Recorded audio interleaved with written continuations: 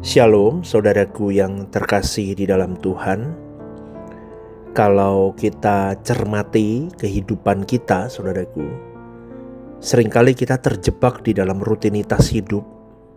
Pagi bangun terus, melakukan aktivitas terus sampai malam tidur, dan itu berulang bertahun-tahun sampai akhirnya terbaring terbujur kaku di peti mati. Betul ya? Maka sekali lagi, saudaraku, kalau Anda dan saya tidak sungguh-sungguh hidup untuk mencari Tuhan, Anda akan terbawa oleh kesibukan hidup dan mengurus banyak hal di luar tentang Tuhan, sehingga hidupmu tidak sempat mengurus manusia batiniahmu lagi. Ini yang saya lihat. Ini yang saya lihat, saudaraku. Kalau itu terjadi, maka dapat dipastikan Anda terhilang. Anda akan terhilang. Maka kita harus berani mengambil keputusan, yaitu menaruh seluruh pengharapan kebahagiaan kita itu hanya pada perjumpaan dengan Tuhan saja. Perhatikanlah orang-orang Kristen di abad-abad awal, saudaraku. Ketika mereka dilanda dengan aniaya yang hebat, kehilangan harta, kehilangan keluarga, bahkan bertukar nyawa dengan percayanya kepada Yesus. Mereka menaruh pengharapannya kepada Tuhan. Mereka menaruh pengharapannya kepada perjumpaan dengan Tuhan. Lah, ini yang harusnya merangsang orang Kristen hari ini juga. Jangan hanya puas dengan kita bisa ke gereja hari Minggu dengan nyaman. Gereja hari ini nyaman. Ada AC-nya, ada videotronnya, sound systemnya bagus. Tempatnya, wah keren lah pokoknya. Jangan hanya nyaman begitu.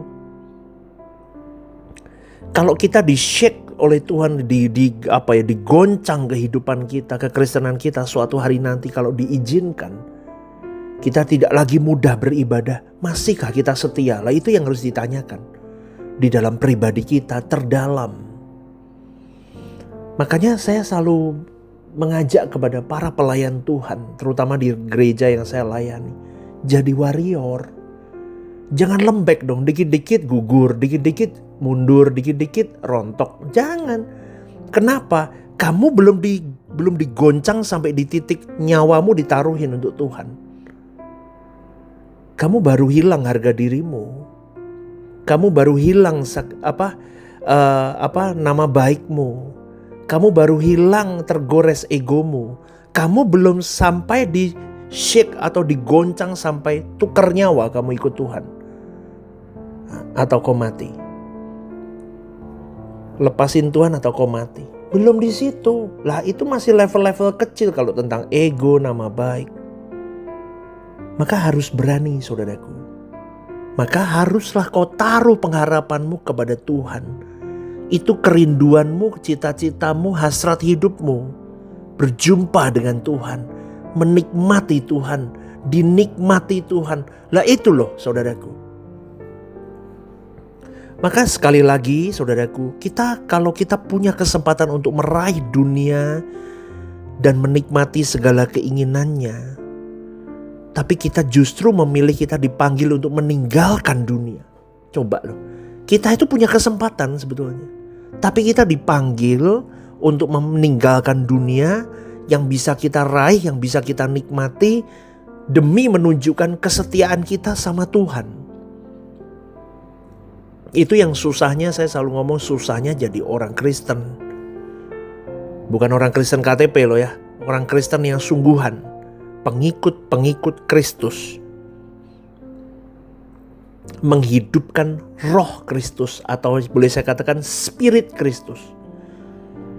Maka ayo mari kita menjadi komunitas yang dicintai Tuhan, komunitas yang mempesona hati Tuhan. Maka setiap kali kita merindukan Tuhan, kita memancarkan keharuman rohani. Dan Bapa di surga itu bisa mencium keharuman rohani kita. Tuhan Yesus pun mencium keharuman itu. Inilah yang dapat terjadi apabila kita mampu melepaskan segala sesuatu yang kita miliki dan hidup di dalam kesadaran bahwa kita sebenarnya tidak punya apa-apa. Amin, saudaraku. Apapun yang ada pada kita itu miliknya Tuhan. Yang hari ini ada di tanganmu itu miliknya Tuhan. Titipan, saudaraku. Maka jangan pernah merasa memiliki. Semua milik Tuhan. Kita dipercaya mengelolanya. Hidup ini sangat berbahaya dan tragis. Oleh karena itu marilah kita belajar, bahasanya apa ya, meletakkan pengharapan. Kebahagiaan kita itu hanya pada perjumpaan dengan Tuhan. Stephen Lim, apa yang membuatmu bahagia? Kalau aku bisa mengalami perjumpaan dengan Tuhan hari ini, itu kebahagiaanku. Karena tidak ada kebahagiaan yang sejati selain aku bisa meet up. Aku bisa intimacy with Him. Itu saudaraku. Tapi kan tidak banyak orang Kristen yang hari ini jadi pelayan Tuhan, apalagi jadi pendeta seperti saya, yang kebahagiaannya tentang berjumpa sama Tuhan. Karena manusia kebanyakan kebahagiaannya adalah ketika berjumpa dengan cuan, dengan duit. Makanya Tuhan mengingatkan, kamu tidak bisa menyembah kepada dua Tuhan. Makanya kalau di gereja itu kadang saya sengaja nyelatuknya begini. Kalau hujan tapi harus berangkat kerja atau harus ketemu customer yang kasih kamu cuan uang. Kamu hujan lebatnya kayak apapun, banjir setinggi apapun, tetap kamu terabas. Tapi kalau urusan pekerjaan Tuhan, kamu pelayanan, atau kamu datang ke gereja deh jadi jemaat, belum tentu lo mau datang kalau hujan. Gerimis aja gak mau datang. Kenapa? Hujan, pastor. Loh, beda kan? Kenapa? Di situ takaran-takaran yang bisa kita nilai dalam diri kita sendiri. Ternyata aku lebih mementingkan cuan ketimbang Tuhan. Karena ke gereja itu kamu duduk, itu mentingin Tuhan. Kenapa? Tuhan mau ngomong melalui hamba Tuhan yang menyampaikan firman. Tuhan mau berbicara sama kamu dengan kebenarannya melalui hambanya untuk kamu belajar sesuatu, untuk kamu dengar. Tapi kamu gak mau karena hujan. Saya ngomong ini clear, saudaraku. Saya tidak menyerang siapapun, tapi saya menyerang manusia lamamu. Saya menyerang manusia yang berkodrat dosa itu. Karena iblis memang sengaja buat begitu. Malas ketemu Tuhan. Besok, doa serius besok. Pelayanan besok. Bulan depan belum siap. Ke gereja besok. Nantilah belum siap melangkahkan kaki ke gereja. Siapmu kapan? Kalau malam ini kau dipanggil Tuhan sih gimana, saudaraku? Kapan mulai mau doa serius? Besok. Kapan mau baca firman Tuhan? Besok. Kapan mau bangun mesbah keluarga? Besok. Masih capek aku habis lembur. Gak bisa. Kapan mau datang ke persekutuan doa? Besok. Minggu depan. Minggu depannya lagi. Kapan mau ke ibadah suara kebenaran? Besok. Minggu depannya lagi. Minggu depannya lagi. Gak pernah muncul, saudaraku. Itu yang saya kadang, kok gak ada takut-takutnya orang ini. Kenapa kamu gak begitu antusias ketemu pribadi Tuhan di dalam kebenaran-kebenaran yang disampaikan itu? Amin, saudaraku. Ingat, hidup ini sangat berbahaya dan sangat tragis. Mungkin ada di antara kita yang berkata, mengapa aku berada di dalam keadaan seperti ini ya? Ekonomiku sulit, rumah tanggaku remuk, anak-anakku problem semuanya, orang tuaku masih sakit pula aku harus merawat. Tahu gak saudaraku, ternyata masalah-masalah itu adalah landasan pacu yang Tuhan siapkan. Kegagalan-kegagalan yang kita lalui di masa lalu itu cara Tuhan mempersiapkan kita supaya punya landasan pacu yang kokoh, saudaraku, untuk kita bisa terbang tinggi. Bagi mereka yang telah menjalani perjalanan rohani bersama dengan Tuhan, mereka tahu ini pasti mendatangkan kebaikan atasku. Pasti. Ini akan membawaku dipaksa untuk memandang Tuhan. Nah, itu cerdasnya kalau orang ketemu Tuhan terus. Orang yang dipimpin oleh Roh Allah itu cerdas, saudaraku. Dia bisa menemukan di setiap musibah yang ada di depannya sebagai landasan pacu untuk dia terbang ke Tuhan. Tapi orang kalau tidak punya waktu sama Tuhan, tidak rindu bertemu Tuhan, kerinduannya bukan bertemu Tuhan, jadi bodoh. Bodohnya kenapa? Dia tenggelam di masalah itu. Kalau bahasa saya yang sering saya katakan adalah, akhirnya orang-orang begitu memberhalakan masalah. Dia berkutat saja di situ. Ngomonginnya ya itu, terus doanya ya mintanya lolos dari masalah itu, terus. Tapi gak pernah upgrade. Tapi kalau orang cerdas, dia ketemu Tuhan terus. Dia cerdas.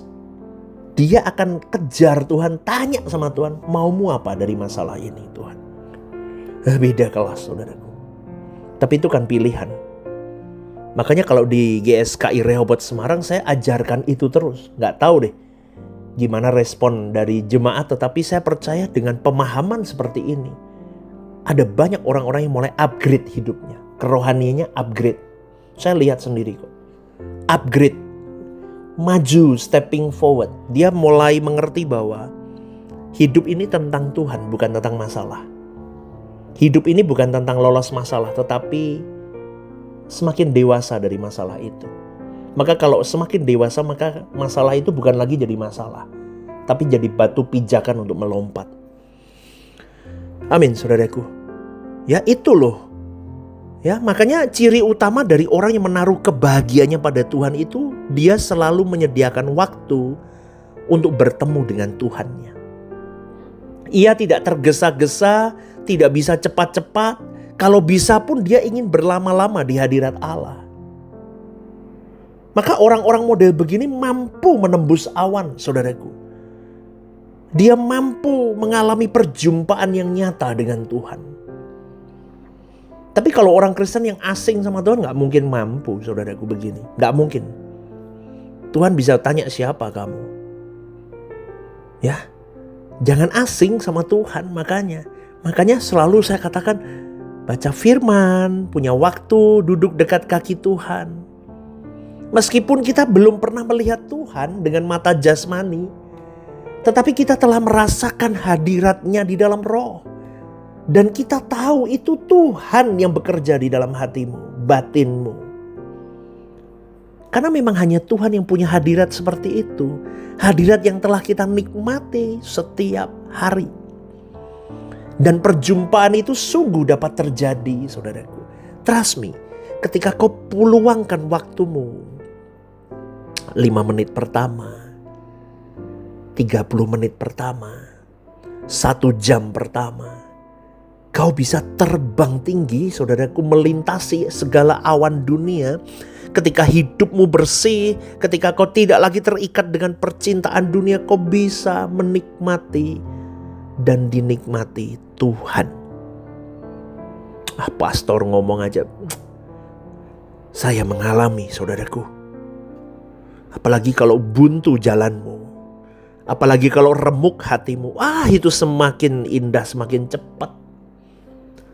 Jadi, bila kita tidak ingin berdoa, tidak ingin mengalami perjumpaan dengan Tuhan Yesus, bila kita merasa asing terhadap doa, maka sesungguhnya kita tidak mungkin akan bertemu dengan Tuhan.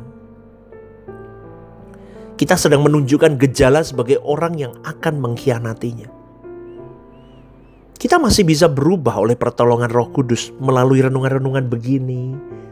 Jangan keraskan hatimu. Hai saudaraku, dengar baik-baik. Aku mengasihimu. Renungan-renungan pagi ini saya buat untuk menjangkar jiwamu. Tidak ada kepentinganku lain selain menangkap jiwamu itu ke Tuhan.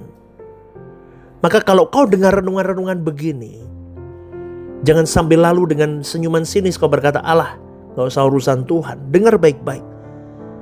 Aku mengasihimu. Lembutkan hatimu. Kau masih bisa berubah karena Roh Kudus bisa bekerja dalam hatimu. Tapi kenakan tekad yang kuat, disiplin yang sungguh. Maka perubahan itu akan terjadi dalam hidupmu. Amin, saudaraku. Ya, berdoalah. Katakan kepada Tuhan, Kaulah satu-satunya kepentinganku, Tuhan. Orang cerdas itu begitu.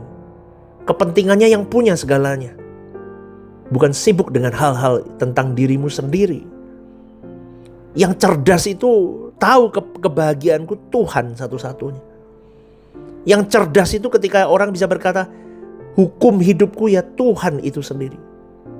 Maka hidupmu akan lurus, berkenan, dan menyenangkan hati Allah. Amin, saudaraku. Itu sebabnya bukan tanpa alasan Rasul Paulus dalam 2 Korintus 11 ayat 3 menyatakan, aku takut kalau pikiran kamu disesatkan dari kesetiaanmu yang sejati kepada Kristus. Seperti Hawa diperdaya oleh ular. Sebab banyak hal yang kita konsumsi, saudaraku, sosial media, lingkungan-lingkungan kita, pertemanan kita, itu merasuk ke pikiran, di hiburan, di gaya hidup kita. Akhirnya akan meracuni selera jiwa kita. Kumpulnya sama orang-orang yang tidak takut akan Tuhan, atau ini dan itu yang merusak orientasi hati kita. Makanya sekali lagi jaga hatimu. Jangan sombong juga jadi manusia. Semua titipan, ingat. Semua titipan, saudaraku. Maka berubahlah dengan pembaruan budimu. Kau dan saya harus memaksa diri untuk berubah setiap saat. Amin ya saudaraku ya. Saya mengasihimu. Pastor ngomong begini ini supaya Anda kembali ke jalannya Tuhan. Ayo kita persiapkan diri kita bersama dengan keluarga kita untuk bertemu dengan Tuhan, Sang Pencipta hidup kita. Amin saudaraku. Sekali lagi milikilah kerinduan itu. Kerinduan untuk menemui Tuhan. Dimulai dari hari ini. Kalau belum jelas renungan ini, diulang lagi sampai Anda mengerti. Minta Roh Kudus membuka hatimu supaya memahami isi dari renungan ini dan bisa memulihkan hidupmu. Amin ya.